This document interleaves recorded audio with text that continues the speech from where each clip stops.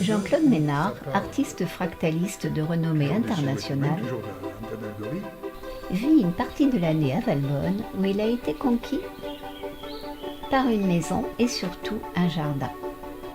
Auteur de la sculpture World, inscrite depuis 2012 dans le paysage valbonnais,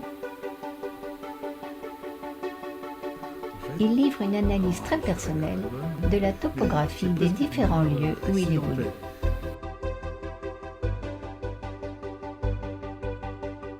C'était l'idée même que je me fais d'un lieu, c'est-à-dire c'est ouvert et complètement fermé, isolé et avec les autres. Quand on a trouvé ce lieu, avec Elisabeth, eh bien on s'est mariés ici, voilà. Ce qui a fait que l'ancrage, c'est après s'être beaucoup baladé, avoir beaucoup vu, en fait, on a dit c'est là, et puis c'est bien, quoi.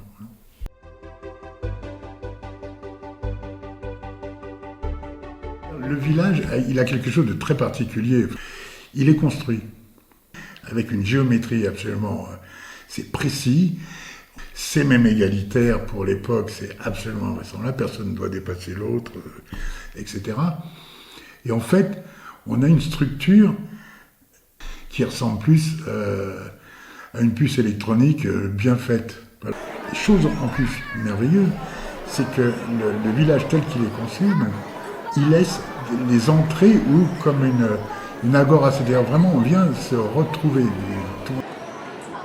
Et il y a quelque chose dans Valbonne qui donne l'impression, comme ici, dans la maison, c'est isolé et ouvert.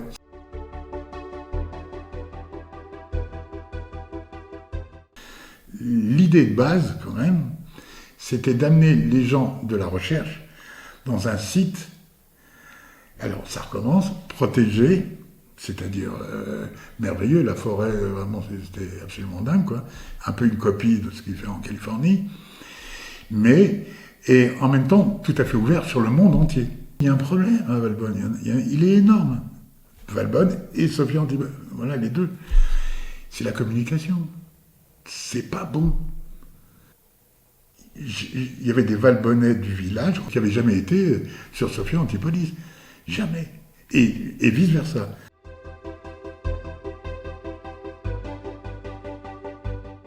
C'est mon projet que j'ai réalisé, c'est d'avoir fait circuler, échanger, en tout cas, une forme d'art, la mienne, avec des bus, dans toute, je dirais, cette zone de Sophia Antipolis, au cœur de Valbonne. Bon.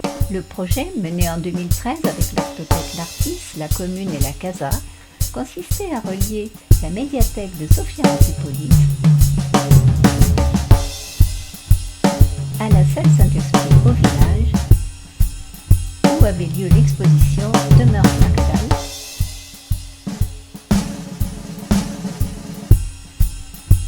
à l'aide de bus alignés de formes fractales conçus par l'artiste. Et j'ai emmené tellement de monde sous des prétextes non pas fallacieux, mais artistiques, j'ai essayé de drainer ces rencontres. Et depuis, aussi avec des amis d'un autre village à côté, à Mouansartou, on a fait un travail énorme de mélanger art et science.